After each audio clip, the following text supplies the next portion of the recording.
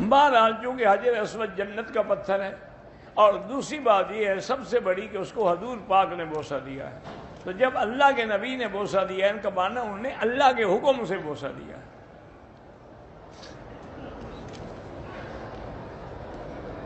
حجر اسود کو بوسہ نہیں دے سکا تو کوئی بات نہیں ہے، دور سے اشارہ کریں وہ بھی بوسے کے قائم مقام ہے۔ سفر میں اللہ نے سنتیں اور نفل معاف کی ہے مسافر پہ، اگر خود پڑھنا چاہیں تو پڑھ سکتے ہیں۔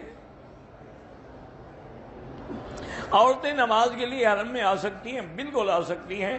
حضور پاک کی بیویاں بھی مسجد نبوی میں جا کے نماز پڑھتی تھیں، اور صحابہ کی بیویاں بھی۔ حرم کے حدود جو ہیں پورا مکہ سمجھ لو کہ حرم میں ہے۔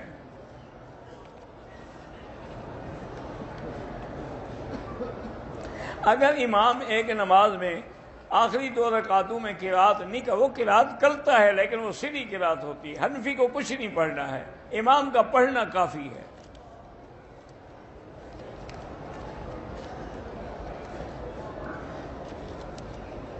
میں بڑی مشکل سے حجر اسود کے قریب پہنچا، کسی نے دھکا دیا، میں زخمی ہو گیا، اللہ آپ کی مدد کرے۔ زکوٰۃ کے پیسے دوستوں کو نہیں کھلا سکتے، غریبوں کے لیے ہوتی ہے زکوٰۃ، انما الصدقات للفقراء والمساکین، دوستوں کے لیے نہیں ہے وہ۔ میرے تایا جان فوت ہو گئے، اللہ ان کی مغفرت فرمائے۔ کافی عرصے سے بیماریوں میں مبتلا ہوں، تو حضرت ایوب علیہ السلام کی دعا جو ہے نا وہ بار بار پڑھا کریں، رب انی مسنی الضر وانت ارحم الراحمین۔ 2 سجدوں کے درمیان میں دعا جو ہے رب اغفر لی وارحمنی وارزقنی واسترنی واجبرنی وارفعنی واہدنی واعف عنی وعافنی، آپ کو جو بھی آتی ہے وہ پڑھ لیں۔ ایک تکلیف مبتلا ہوں، اللہ ہر مبتلا کو شفا عطا فرمائے۔ عورت اگر سارے عمرے میں نقاب باندھ کے رکھے ناک پر تو پھر دم پڑ جاتی ہے۔ نقاب نہ کرے لیکن آگے کپڑا لٹکا دیا کرے۔ نقوش پائے مصطفیٰ ایک کتاب ہے، اللہ عالم میں نے نہیں پڑھی، بہرحال مدینہ پاک میں جو زیارات ہیں وہ کر سکتے ہیں۔ اجازت حدیث اگر آپ چاہتے ہیں تو فجر کی نماز کے فوراً بعد یا عشاء کے بعد نیچے میرے پاس آ جائیں، انشاءاللہ میں دوں گا۔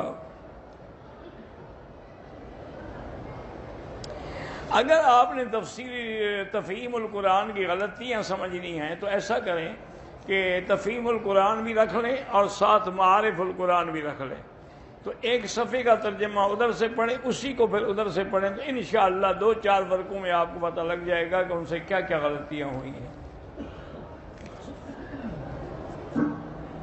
حرم میں لوگ روڈ پر نماز پڑھتے ہیں، اللہ قبول کرے، کیا رش کی وجہ سے وہ کھڑے ہو جاتے ہیں۔ اگر حرم میں کسی وجہ سے پیشاب نکل جائے، بیماری ہے، تو اس کا کوئی گناہ نہیں اس پر، اس جگہ کو دھو لے اور کپڑے بھی دھوئے اور دوبارہ وضو کر کے اپنی نماز پڑھے۔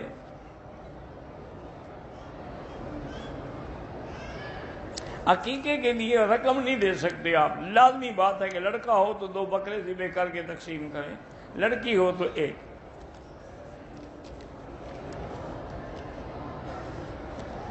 لیڈی ڈاکٹر نامحرم آدمی کو بھی انجیکشن لگا سکتی ہے، اگر کوئی میل نرس نہ ہو تو لگا سکتی ہے۔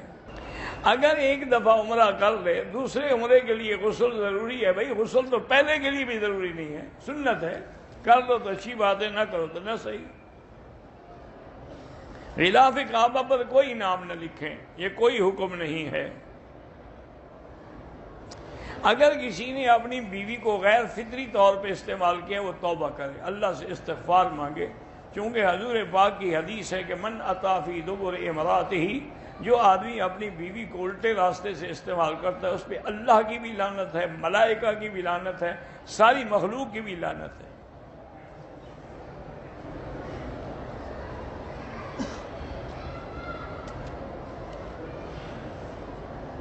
بہرحال گرین کارڈ کی لالچ میں شادی نہ کریں، دیکھیں کہ اگر لڑکا بے دین ہے تو کیا فائدہ ہے ایسے آدمی سے شادی کرنے کا۔ فرض نماز کے بعد زور سے کلمہ شریف نہ پڑھا کریں۔ بہرحال یہ آتا ہے کہ حضور مغرب کے بعد لا الہ الا اللہ وحدہ لا شریک لہ لہ الملک ولہ الحمد یحیی و یمیت وہو علی کل شیء، یہ زور سے پڑھتے تھے۔ کل 11ویں 10ویں سب بدعت ہے۔ اذان سے پہلے صلاۃ والسلام پڑھنا بدعت ہے۔ اگر یہ دین ہوتا اور اس کا ثواب ہوتا تو حضرت بلال پڑھتے۔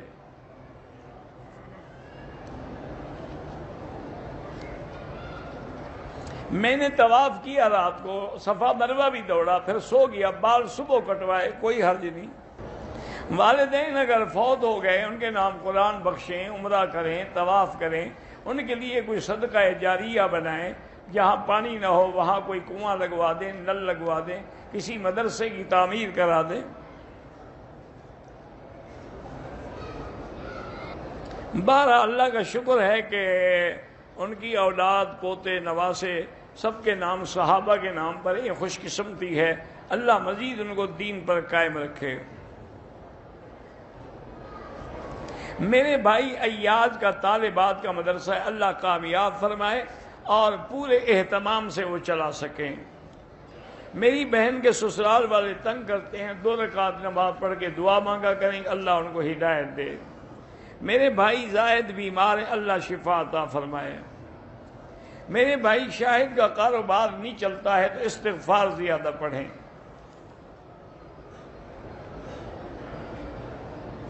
بہرحال والدہ اور بھائی کے پتے میں اگر پتھریاں ہیں تو اس کے لیے اللہ ان کو شفا عطا فرمائے۔ بہرحال ڈاکٹروں کے پاس تو اس کا یعنی آپریشن کے بغیر کوئی علاج نہیں، لیکن ایک دوائی ہے، اس کا نام ہے سسٹون، تو وہ یہاں اگر مل جائے تو اس کی 2 ڈبیاں کھانے سے بھی انشاءاللہ پتھری نکل جائے گی بغیر آپریشن کے۔ سسٹون اس دوا کا نام ہے، یہاں ملتی ہے۔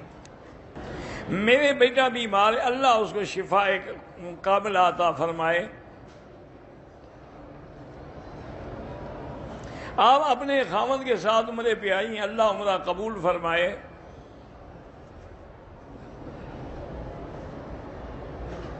میری بہن کا خاوند جو ہے رخصتی ابھی نہیں ہوئی تھی کہ وہ بیچارہ مر گیا، بہرحال اس کے نکاح میں ہے تو اس کو عدت گزارے، اس کے بعد اللہ اچھا رشتہ عطا فرمائے۔ میں آپ کا بھی، میری عمر بڑھ رہی ہے، کوئی رشتہ نہیں مل رہا، سورۃ الرحمن 3 دفعہ پڑھ کے روزانہ دعا کیا کریں۔ میرے ماموں حبیب کو مالی مشکلات کا سامنا ہے، اس کا حل استغفار ہے، کم از کم 1000 دفعہ روز پڑھیں تو انشاءاللہ حل ہو جائیں گے۔ میری شادی کو 4 سال ہو گئے ہیں، اولاد نہیں ہے، تو قرآن میں جو دعا ہے نا وہ مانگا کریں ہر نماز کے بعد، رب لا تذرنی فردا وانت خیر الوارثین، اور علاج بھی کروائیں۔ صفا مروہ کی سعی کے بعد عورت کے بال تھوڑا زیادہ کٹ جائے کوئی نقصان نہیں ہوتا، لیکن 1 پور سے زیادہ کاٹنے کی ضرورت ہی نہیں ہے۔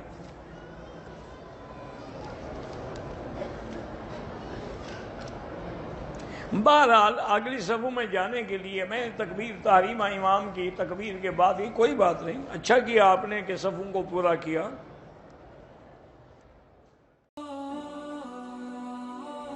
Thanks for watching. Please subscribe, like, share Mufti Sufyan.